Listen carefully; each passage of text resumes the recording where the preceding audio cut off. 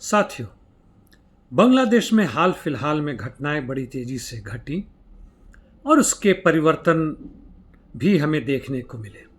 स्थिति कुछ सामान्य सी हो रही है। मैंने भी कुछ देर पहले एक वीडियो देखा जहां सौरभ शुक्ला हमारे भारत के ही जाकर वहां पे वीडियो बना के और भारतवासियों को बता रहे हैं कि बांग्लादेश में क्या हो रहा है, आखिर क्यों हुआ, क्यों शेख हसीना से इतनी चिढ़ या नफरत थी और भारत के प्रति उनका क्या रवैया है। पूरी तरह यह देखने को मिला कि भारत के जनता के प्रति वहाँ के छात्रों में कोई रोष नहीं है, लेकिन भारत सरकार के खिलाफ जरूर है बाढ़ आने के कारण। हालांकि बाढ़ पे उनकी जो समझ बनती है, मैं पूरी तरह से अवगत नहीं हूँ। मेरी नज़र में जो बराज है वह डैम नहीं है, उसके ऊपर कंट्रोल भारत का थोड़ा कम है, उसको रोकने में असमर्थ रहे हैं।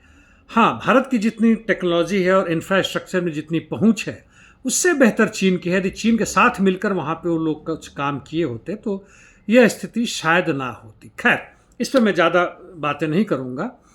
बस ये भी बताऊँ कि 2012 में बांग्लादेश में एक भयंकर आगजनी हुई थी।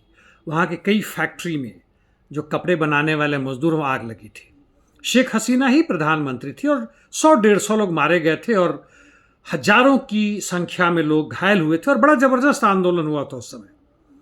आंदोलन जो भी हो, जैसे भी हो, रफा दफा हो गया। शेख हसीना जैसे और भी कोई प्रधानमंत्री होती तो काफ़ी उन्होंने दिखाया कि हम बहुत इससे पीड़ित हैं, दुखित हैं, और उन्होंने जो भी उन्होंने कोशिश की, बताया, किया। जहाँ तक मेरी समझ उस समय बनी थी, 12 वर्ष पहले की बात है, जो हल्का सा याद आ रहा था, उसमें वीडियो वगैरह नहीं बनाता था, कि हमारे जैसे देशों में, भारत में भी, दिल्ली में भी आप देखें, मेरे कई वीडियो उस पर बने हुए हैं। छोटे छोटे फैक्ट्री, हालांकि बांग्लादेश वाला बड़ा फैक्ट्री है जहां आग लगी थी, और बांग्लादेश के कपड़े हैं बड़े ही महीन और बड़े ही बारीकी से बनाए हुए, बड़े खूबसूरत होते हैं। पूरे विश्व भर में यह टक्कर देते हैं, चाहे वो दक्षिण कोरिया के कपड़े हों या वियतनाम के हों, अमेरिका के हों। अमेरिका में गया था तो वहाँ मेड इन बांग्लादेश कपड़े देखने को मिले थे। हालांकि इससे मजदूरों को बहुत फायदा नहीं है, उनकी हालात वही है। तो खैर, जो मैं ये बातें कर रहा था कि सेफ्टी मेजर्स बिल्कुल नहीं है, चाहे भारत हो, बांग्लादेश हो, जो हमारे डेवलपमेंट के दौर में पीछे हैं। यहाँ तक कि बड़े बड़े देशों में भी ये स्थितियाँ हैं। उइघर में भी कहते हैं ऐसी स्थिति है, हालांकि चीन कहता है नहीं है, अमेरिका कहता है, जो भी है। अमेरिका में खुद वहाँ के मजदूरों के हालात बहुत ख़राब है। अभी जो शेख हसीना के खिलाफ जो आंदोलन हुआ, ज़बरदस्त हुआ, और वहाँ के छात्रों की मैं बातें सुन रहा था, एक दो चीज़ें हमें ध्यान में रखनी चाहिए समझने के लिए कि आगे क्या होने वाला है। पहली बात कि वहाँ की जो बांग्लादेश नेशनल पार्टी है, उसको पिछले 2 चुनावों से सही तरीके से शेख हसीना की पार्टी यानी नेशनल लीग ने चुनाव नहीं लड़ने दिया। चुनाव कहीं से भी स्वतंत्र और निष्पक्ष नहीं था, वैसे ही जैसे भारत में होता है, पैसे के रूप में जो भी उनका आर्मी, मिलिट्री, पुलिस, प्रशासन, सब के सब सत्ता के साथ थे। और आवाज निकली, आग निकली, जैसे भारत में जन लोकपाल बिल को लेकर यहाँ पे 2012-13 में आंदोलन हुआ, और कांग्रेस हटने के बाद से उसके बाद की स्थिति हमारे यहाँ हम देख रहे हैं। वैसे ही यूक्रेन में भी हुआ और मैदान रिवोल्यूशन हुआ।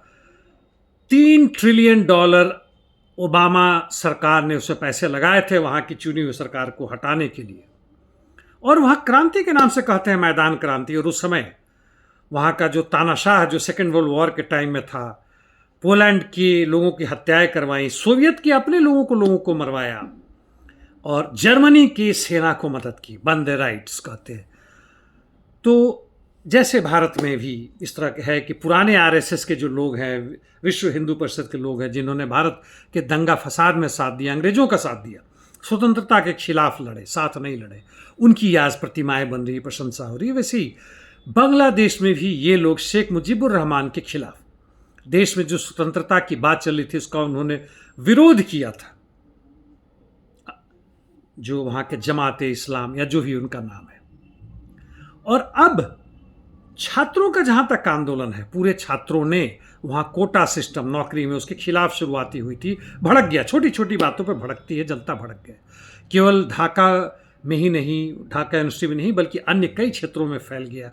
400 से 500 से अधिक लोग मारे गए, और शेख हसीना की सरकार ने पूरी कोशिश की आर्मी के साथ कि मिलकर कुचल दिया जाए, लेकिन आर्मी ने इनका साथ नहीं दिया और अंततः शेख हसीना वहाँ से भागी। उन्हें आधा घंटा भी समय नहीं दिया वहाँ की आर्मी ने, कहा कि आप चले जाएं। इन्होंने यहाँ तक कहा कि मैंने ही आपको चीफ बनाया, जो भी प्रेजेंट चीफ। उन्होंने कहा कि जो भी, इसीलिए मैं आधा घंटा दे रहा हूँ, नहीं तो आप सलाखों के पीछे होती। और वो अंततः यहाँ पे भारत में आकर उन्होंने शरण लिया हुआ है। और बाद में जो यहाँ के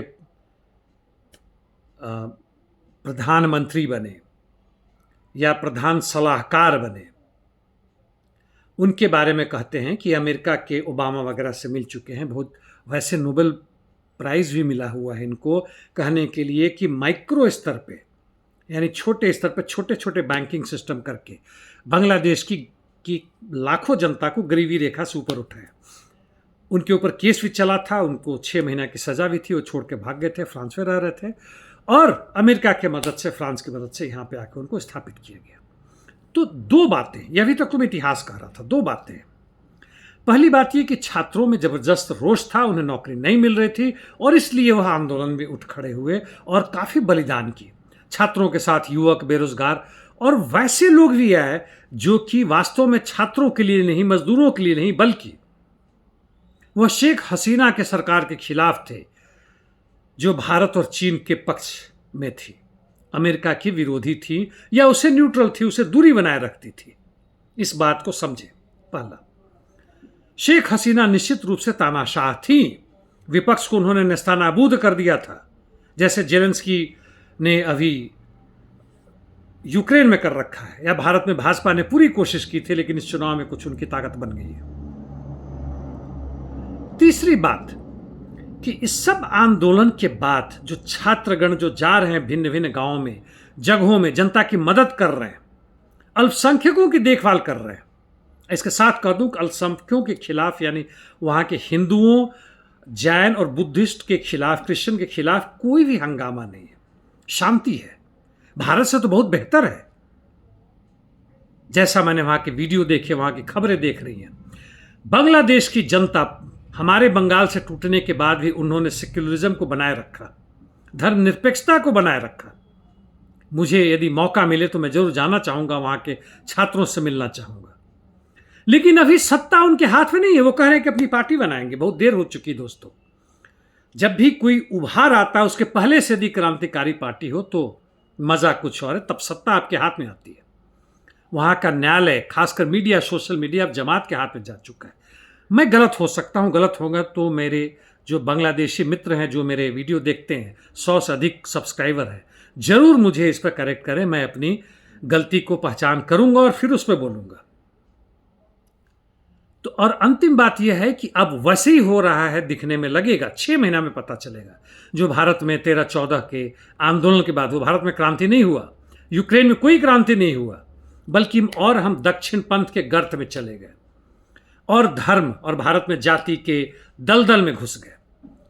पूंजी यानी सरमाएदारों के चक्कर में, उनके जकड़न में और हम पड़ गए।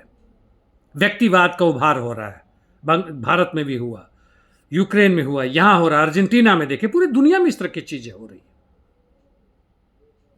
तो दोस्तों अभी भी मौका है। जो आपने जमीन हथियाया है, लिया है, एक तानाशाह को हटाकर ध्यान रखें कि दूसरा तानाशाह ना है।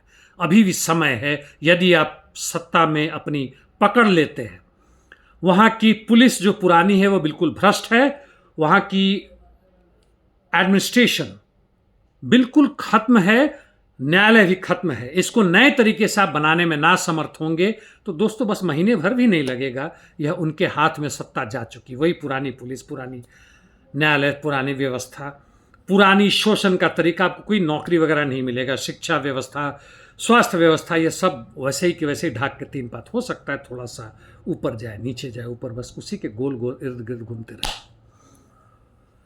टिप्पणी हो सके तो जरूर करें। धन्यवाद दोस्तों।